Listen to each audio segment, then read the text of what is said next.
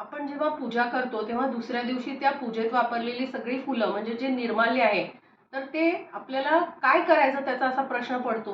पूर्वी वाहत्या पाण्यामध्ये निर्माल्य विसर्जित करायचो, पण आता खरोखर असा विचार केला तर शहरामधल्या नद्या खूप प्रदूषित झालेल्या आहेत वेगवेगळ्या कारणांमुळे. पण त्याबरोबर आपण हे अजून निर्माल्य टाकून त्या प्रदूषित का करायच्या? मग काय करायचं? कचऱ्यात टाकायच्या. पण तेही आपल्याला बरं वाटत नाही. आज देवावर वाहिलेली फुलं आपण अगदी कचऱ्यामध्ये टाकायला आपल्याला खरंच बरं वाटत नाही. पण मग काय करायचं? कचऱ्यात टाकली नेहमीच्या तर आपण कचरा समस्या अजून वाढवतोय. अगदी सोपा उपाय आणि अगदी कमी वेळात घरी असलेल्या गोष्टींमध्ये आपण त्याचं खत करू शकतो.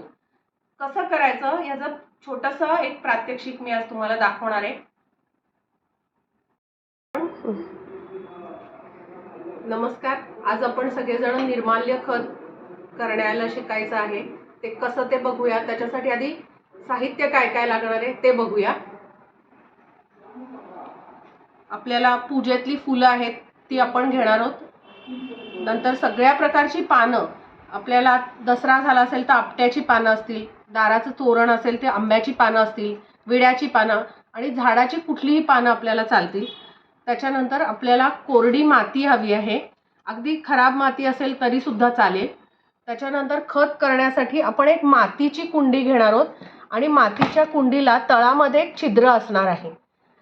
कुंडीच्या खाली ठेवायला आपण एक ताटली घेणार आहोत आणि ताटलीमध्येही आपण कुंडी ठेवणार आहोत. त्याच्यानंतर आपल्याला कुंडीच्या तळाशी घालायला नारळाच्या शेंड्या लागतील. साधं पाणी लागणार आहे शिंपडायला नंतर. आणि हे आंबट ताक आहे. चांगलं 2-3 दिवस आपण बाहेर ठेवून हे आंबट करून घेतलेलं आहे. एवढंच साहित्य फक्त आपल्याला लागणार आहे आणि या एवढ्याशा साहित्यामध्ये आपण छान खत करायला शिकणार आहोत. आता ही कुंडी घेतली आहे, ही मातीची घेतली आहे. मातीची कुंडी किंवा माठ सुद्धा घेतला तरी चालेल, कारण हा सच्छिद्र असतो. त्यामुळे मातीची कुंडी शक्यतो घ्यावी किंवा माठ वापरलेला असेल तरी चालेल. तळामध्ये मी काय करणार आहे, वापरलेल्या नारळाच्या शेंड्या घालणार आहे. या नारळाच्या शेंड्यांचा उपयोग असा होणार आहे की खत करताना जर पाणी सुटलं तर ते पाणी ह्या नारळाच्या कोरड्या शेंड्या आहेत त्या सगळ्या त्यातलं पाणी शोषून घेतील. त्याच्यानंतर साधारण 1 ते 2 इंच मी हा कोरड्या मातीचा थर घालणार आहे. हा मातीचा थर अशासाठी की मातीच्या मध्ये असलेले वेगवेगळे जे जीवाणू आहेत, बॅक्टेरिया, ते आपलं निर्माल्याचं खत करायला उपयोगी पडणार आहे. या मातीवरती मी अगदी 2 ते 3 चमचे त्याच्यावरती आंबट ताक घालणार आहे. आंबट ताक घातल्यावर शक्यतो एखाद दिवस आपण हे झाकून ठेवायचं आणि दुसऱ्या दिवसापासनं आपण आपल्या घरी असलेलं जे निर्माल्य आहे ते टाकायला सुरुवात करायची.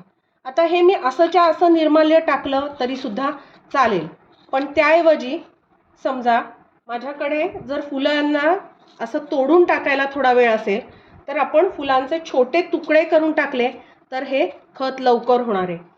त्यानंतर आपल्याकडे हार असेल तर या हारामधली फुलं आपण वेगळी करून टाकायचे. दोरे जर टाकले तर दोऱ्यांचं लवकर विघटन होत नाही आणि खत झालं तरी ते दोरेनंतर तसेच राहतात. तर आपण ही फुलं अशी वेगळी करून घालणार आहोत.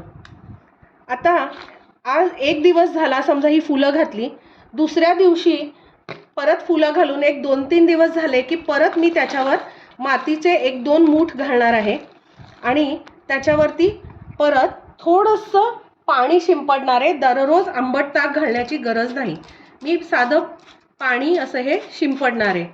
असं करत करत मी ही कुंडी पूर्ण भरेपर्यंत रोज हे काम करणार आहे, हलकं पाणी शिंपडणार आहे.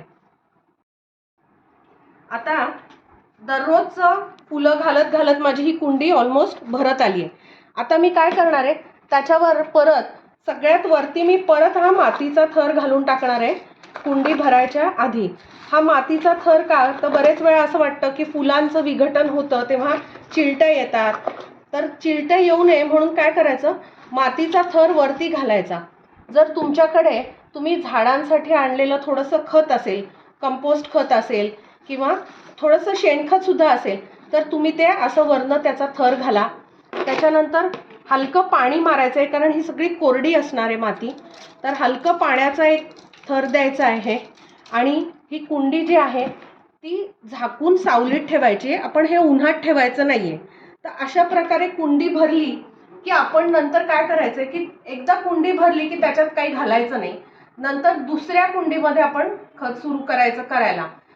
आपल्याला ही कुंडी लक्षात येईल की 8 ते 10 दिवसांनी हा जो पूर्ण व्हॉल्यूम जो आहे, भरलेली कुंडी आहे, ती जवळजवळ 60-70% खाली बसेल आणि पूर्ण जेव्हा खत तयार होईल तर साधारण 30-40% एवढं आपल्याला हे खत सगळं तयार मिळणार आहे. तर प्रोसेस एवढीच आहे की थरावर थर, म्हणजे एक थर मातीचा एक थर फुलांचा, अशा प्रकारे सँडविच पद्धतीने आपण हे करणार आहोत. मातीमध्ये असलेले जे बॅक्टेरिया आहेत, बुरशी आहेत, ते आपलं हे विघटनाचं काम करणार आहेत. विघटन होताना आकार जो आहे फुलांचा तो कमी कमी होत जाणार आहे आणि हळूहळू ते काळी पडतील आणि नंतर पूर्ण भुसभुशीत अशी काळी माती आपल्याला दिसेल. जेव्हा पूर्ण खत तयार होईल, साधारण आपल्याला 40 ते 45 दिवस लागतील. जेव्हा पूर्ण खत तयार होईल तेव्हा हे असं काळंभोर खत तयार झालेलं दिसेल. हे थोडंसं आपल्याला ओलसर वाटेल, काळंभोर असेल, वजनाने खूप हलकं असेल आणि आता पाहिलं तर थोडं मी जेव्हा प्रेस करते हात तेव्हा लाडू वळल्यासारखं होतं. म्हणजे थोडा दमटपणा आहे आणि पूर्ण काळंभोर झाले. त्याच्यात अशी थोडीशी पानांचे बारीक तुकडे असतील काळे पडलेले तरी काही फरक पडत नाही. असं तयार झालेलं खत आपण वापरू शकतो झाडांसाठी म्हणून. आपण आता हे खत का वापरायचं याचे अजून एक कारण आहे की मातीपेक्षा हे जे खत असतं ते वजनाने खूप हलकं असतं. तर आपण टेरेसमध्ये जर गार्डन करत असू किंवा ग्रिलमध्ये कुंड्या असतील तर त्या वजनाने हलक्या होतात. ग्रिलला सुद्धा किंवा आपल्याला छतावरती जर बाग असेल तर वजन कमी होऊन छतावरचा भारही कमी होतो. हे अतिशय भुसभुशीत असतं. तर मुळं जी असतात झाडांची ती वाढायला भुसभुशीत माती लागते. तर ही खत हे जे आहे ते भुसभुशीत आहे, ह्याच्यात पोषण मूल्य भरपूर आहे आणि आपण हे वाया जे जाणार होतं त्यापासून बनवलेलं आहे. म्हणजे हे फुकट आहे आपल्याला, त्यामुळे ह्याच्यामध्ये काही आपल्याला खर्चही नाही आहे. आपण ओला कचरा घरच्या घरी जिरवून एक पर्यावरणाचं रक्षणही ह्यानी करणार आहोत आणि ह्याच्यावरती आपण फुलबाग आपली फुलवू शकतो, भाजीपाल्यासाठी आपण वापरू शकतो. निम्म आपण माती घेतली आणि निम्म खत तरी आहे. संपूर्ण खत वापरायची आपल्याला गरज नाहीये. तयार झालेलं एकदा खत असेल तर तेच थोडं खत आपण पुढच्या वेळी खत तयार करताना विरजण म्हणून म्हणजे कल्चर म्हणून वापरू शकतो, जेणेकरून पुढचं वेळ जे आपण खत करायला ठेवू ते लवकर होईल. आपल्याला 45 दिवसापेक्षा कमी कालावधी लागेल. कदाचित 30 दिवसामध्ये सुद्धा आपलं खत छान तयार होईल. आपण जेव्हा खत करायला लागतो तेव्हा जेव्हा फुलांचं विघटन होतं, पाणी खूप सुटतं, तेव्हा असं कधी कधी ओलसर चिकट चिकट सगळं दिसायला लागतं आणि आपल्याला भीती वाटते की वास येईल का, चिलटही होतील का. तर आपल्याकडे असलेलं जर का घालू शकतो तर हे मध्ये मध्ये असे घातले किंवा चक्क जर मोठा पुठ्ठा असेल तर तो असा घेऊन मध्ये मध्ये जरी खोचला तरी पुरेसं होतं. नाहीतर कोरडी माती, आपल्याकडे असलेली कोरडी जर पानं असतील म्हणजे ब्राऊन लीव्स असतील ती घालू शकतो. कोकोपीट कोरडं घालू शकतो. लक्षात घ्यायचं की हा ओलेपणा जर जास्त झाला तर जे बॅक्टेरिया आहेत तर त्यांना श्वास घेणं अवघड होईल, म्हणजे ऑक्सिजन खेळता राहणार नाही आणि ऑक्सिजन मिळाला नाही तर आपल्याला हे सगळं जे आहे न कुजता ते सडायला लागेल आणि घाण वास यायला लागेल. त्यामुळे पाण्याचं प्रमाण मेंटेन करणं म्हणजे मॉइश्चर मेंटेन करणं हा सगळ्यात महत्त्वाचा भाग याच्यात आहे.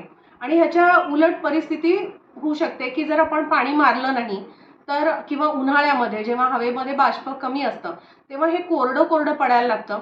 कोरडं पडलं तरी सुद्धा आपल्याला जे खत तयार होणार आहे तर ते होणार नाही आणि खताचा लागणारा वेळ वाढेल. तर तेव्हा आपण आपल्याकडे जर पाण्याचं असं स्प्रे बॉटल असेल छोटी किंवा हाताने अगदी पाणी हलक्या हाताने आपण शिंपडत राहिलं तरी पाहिजे, म्हणजे आपल्याला ओलावा मेंटेन करायचा आहे.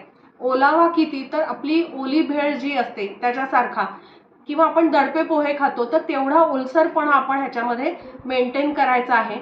आणि कायम आपण ही कुंडी झाकून ठेवायची, उन्हात ठेवायची नाहीये. शक्य असेल तर वरती झाकणाला सुद्धा आपण छिद्र पाडली असतील तर असं छिद्र असलेलं झाकण असेल तर वरूनही हवा खेळती राहील. जर आपण प्लास्टिकच्या कुंडीमध्ये करणार असू तर त्याला बाजूनी सुद्धा आपल्याला अशा प्रकारची छिद्र करून घ्यायची आहेत आणि वरती सुद्धा छिद्र करायचे. खूप ओलेपणा वाटला तर चक्क ह्या ताटलीऐवजी आपण जाड कापड आहे ते जरी वरनं घातलं तरीसुद्धा कापडामधनं हवा खेळती राहील, ओलेपणा आहे तो बाष्पीभवन पाण्याचं होऊन कमी होईल आणि आपलं खत छान तयार व्हायला लागेल. मग कुठल्याही प्रकारचा वास वगैरे येणार नाही. खत करण्यासाठी जर आपल्याकडे मातीची कुंडी वगैरे नसेल तर आपण अशी जी जाळीदार नायलॉनची पिशवी असते भाजीची, तर त्याच्यामध्ये सुद्धा खत करू शकतो. खाली तळाशी मी वर्तमानपत्राच्या 2 घड्या घातलेल्या आहेत, जेणेकरून जास्त जर पाणी सुटलं तर ते त्या कागदामध्ये ॲब्सॉर्ब होईल. आणि ही अशी पिशवी आहे, ही सुद्धा आपण निर्माल्य खतासाठी वापरू शकतो. छान त्याचा वापर होतो. जाळीदार असल्यामुळे हवा सर्व बाजूंनी खेळती राहते आणि खताला अजिबात मग वास येणं किंवा जास्त पाणी सुटणं हा प्रकार होत नाही. खत जे आपण तयार करणार आहे त्याच्यामध्ये लागणारा जो कालावधी कमी जास्त कशामुळे होतो, तर फुलांचा आकार आपण छोटा केला म्हणजे पाकळ्या करून टाकल्या तर लवकर होईल. साईज जेवढा छोटा तेवढं खत लवकर होईल. सीझन प्रमाणे थोडासा खत करायला लागणारा वेळ बदलू शकतो. उन्हाळ्यामध्ये मॉइश्चर कमी असतं तर तेव्हा कोरडेपणा येतो, त्यामुळे पाणी तेव्हा व्यवस्थित मेंटेन नाही झालं तर थोडा वेळ जास्त लागू शकतो.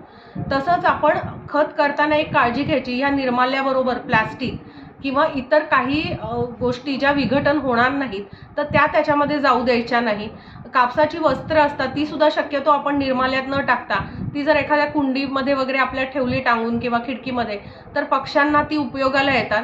आपण ती जर अशीच निर्माल्यामध्ये घातली तर त्याला विघटन व्हायला कित्येक दिवस लागतात. त्यामुळे दोरे पण हाराचे काढायचे आणि फक्त फुलं पानं ह्या गोष्टी आपण त्याच्यामध्ये घालू शकतो. आणि हे खत करणं अतिशय सोपं आहे. आपल्याला कुठलाही खर्च नाही आहे आणि आपल्याकडे असलेल्या साधनसामुग्रीमध्ये आपण करू शकतो.